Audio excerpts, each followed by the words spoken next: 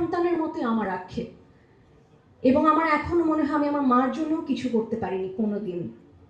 তো আজকের এই উদ্যোগ কিংবা আজকের এই সম্মানটা আমি আমার জীবনের শ্রেষ্ঠ অর্জন হিসেবে মনে করছি, যে আমার মাকে এটুকু আমি দিতে পারছি। বলতে হবে এটার জন্য আমি আগে প্র্যাকটিস করে এসেছি। আমি শুরুতেই অনেক অনেক ধন্যবাদ জানাতে চাই আশিস দাকে। আজকের অনুষ্ঠানের শুরু থেকে আশিস দার ভূমিকা আমি এবং আমার আশেপাশে সবাইকে মুগ্ধ করেছে, এবং আজকে আমি আশিস দার নতুন করে ফ্যান হয়েছি। এই মানুষটা কি অসাধারণ, অসাধারণভাবে তিনি সম্মান দিতে জানেন। মায়েদের তো অবশ্যই।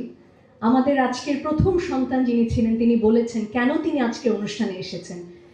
আসলে শিল্পীকে, অতিথিকে, যে কাউকেই সম্মান তারাই দিতে জানেন যারা নিজেরা খুব সম্মানিত এবং নিজের ঘর থেকে যারা শিখেছেন অন্যকে সম্মান দেয়া। আশিস দা, অনেক অনেক ধন্যবাদ। কৃতজ্ঞতা আপনার প্রতি, আপনার বোনের প্রতি, দিদির প্রতি, এবং ইউনিভার্সাল মেডিকেল কলেজের যারা আছেন সবাই, আজকের এই উদ্যোক্তা যারা, তাদের সবার প্রতি। এভিতে এত কিছু দেখানো হলো, এত গান গেয়েছি বা পুরস্কার পেয়েছি, সব কিছু দেখে আজকে নতুন করে আমার মনে হচ্ছে আজকের পুরস্কারটা আমার জীবনের শ্রেষ্ঠ পুরস্কার। আমি 2020 সালে আমার বাবাকে হারিয়েছি করোনায়। আমি আসলে ড্যাডিজ গার্ল, আমার বাবার মেয়ে। আসলে আমার মার এত ত্যাগ, কিন্তু ওই যে মেয়েরা যে বাবার প্রতি একটা টান থাকে, সেই টান থেকেই বোধহয় আমার বাবাকে সবচেয়ে বেশি আমি ভাবতাম যে ভালোবাসি। আমার বাবার জন্য আমি কিছুই করতে পারিনি, সব সন্তানের মতোই আমার আক্ষেপ, এবং আমার এখনো মনে হয় আমি আমার মার জন্য কিছু করতে পারিনি কোনোদিন। তো আজকের এই উদ্যোগ কিংবা আজকের এই সম্মানটা আমি আমার জীবনের শ্রেষ্ঠ অর্জন হিসেবে মনে করছি, যে আমার মাকে এটুকু আমি দিতে পারছি। আমি আবারও ধন্যবাদ জানাই আপনাদের সবাইকে। আজকে স্পটলাইট আমার উপরে না, আমি আজকে কেউ না। আমি পৃথিবীর রাজাও আজকে কেউ না, মায়ের সামনে তো কেউই কিছুই না, মা সবচেয়ে বড়। তো আমার সব স্পটলাইট আজকে আমার মার উপর। আমার মার অক্লান্ত পরিশ্রম, অনেক স্যাক্রিফাইস আজকে হয়তো এখানে দাঁড়াবার সে সুযোগ আমাকে করে দিয়েছে। উনি একজন ডিবেটার, উনি একজন সঙ্গীত শিল্পী যার কাছে আমার হাতেখড়ি হয়েছে, এবং উনি এতই ট্যালেন্টেড এবং ইন্টেলিজেন্ট একজন মানুষ।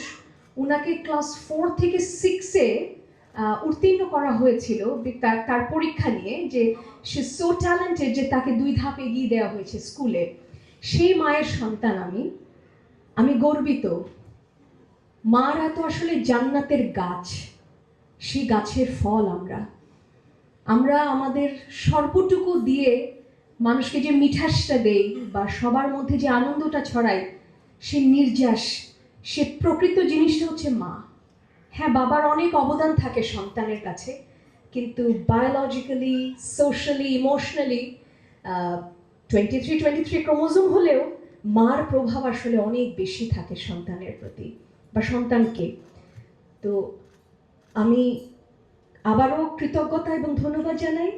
আমি ভীষণ গর্বিত একজন সন্তান আজকে। আমার মাকে আমি আজকে হয়তো এই মা দিবসে কিছুটা আনন্দ দিতে পেরেছি। মার জন্য আমি কিছুই করতে পারিনি এবং কোনোদিন পারবও না। হয়তো সন্তান হিসেবে আমরা কেউই কিছু করতে পারি না বাবা মায়ের জন্য, দোয়া করতে পারি। আমরা সব থেকে আমাদের কাজটা করে যেতে পারি, কারণ এই শিক্ষাই প্রতিটা বাবা মা তার সন্তানকে দেয়। তো মা, আমি আমার সর্বোচ্চটুকু চেষ্টা করে তোমাকে আজীবন সম্মান এনে দেওয়ার চেষ্টা করে যাব। এটাই আমার উপহার তোমার প্রতি। আর মার কথা ভাবলে একটা গান আমার এত মনে পড়ে, তুমি যেদিন থাকবে না মা সেদিন আমার হবে কি, সুখে থাকি দুঃখে থাকি কাহার আসবে যাবে কি। এই জগতে আসলে মায়ের চেয়ে বড়, মায়ের চেয়ে আপন কেউই নাই।